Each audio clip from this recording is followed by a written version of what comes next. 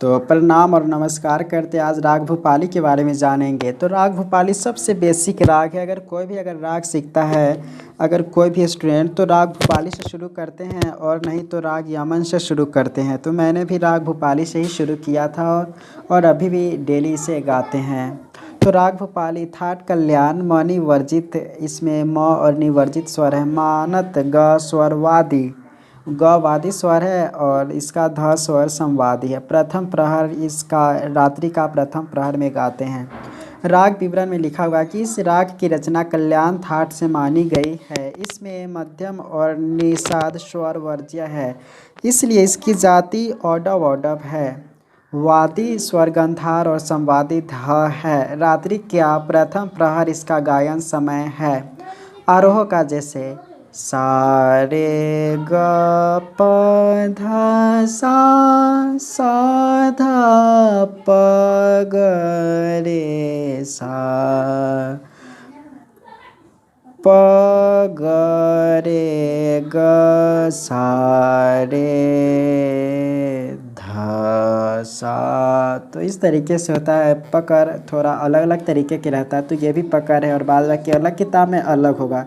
विशेषता देखते हैं तो यह राग पूर्वांग प्रधान है, अर्थात इसकी चलन अधिकतर मंद्र और मध्य सप्तकों के प्रथम हिस्से में होती है। उत्तरांग प्रधान होने से राग देशकार हो जाएगा।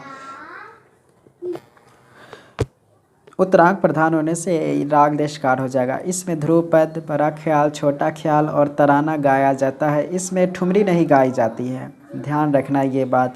कुछ पुराने संगीतज्ञ इसमें परे की संगति करते हैं, किंतु अधिकांश संगीतज्ञ ऐसा नहीं करते, परे की संगति नहीं करते हैं। उसके बाद है यहाँ पर कि दक्षिण भारतीय संगीत में जिसे कर्नाटकीय संगीत कहते हैं, इसे मोहन राग कहते हैं। तो ये एक तरीके से याद रखने वाला बातें हैं।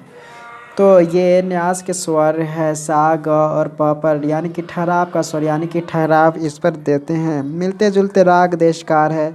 भूपाली का जैसा देख सकते हैं सा रे ग प ग रे ग रे सा, मतलब इसी तरीक़ा से होता है। देशकार में ग प ध सा प ध प ग प ग रे सा, मतलब इस तरीके से होता है। आरोह का स्वर तो इस तरीके से भी होता है। तो संवादी जैसे ग और वादी था, ये तो बात पहले ही जान चुके हैं। तो ये सब उसके बाद स्क्रीनशॉट ले लीजिए, इसका प्रैक्टिस आप खुद से करेंगे तो बेहतरीन रहेगा। प्रारंभिक आलाप का स्क्रीनशॉट लेकर आप राग को गाने से पहले इसको कीजिए। 3 ताल में तालबद्ध आलाप, यहाँ पर इसको भी स्क्रीनशॉट ले लीजिए। उसके बाद 16 मात्रा का आलाप स्क्रीनशॉट ले सकती है। ये बात गुरु जी से यहाँ सीखे ही होंगे कि अगर गीत खाली से शुरू करते हैं तो 8 मात्रे का आलाप, और शाम से अगर करेंगे तो 16 मात्रे का आलाप खाली से लीजिए। तो ये बात जानते होंगे। अब इसका भी स्क्रीनशॉट ले ही लीजिए। तालबद्ध ताने,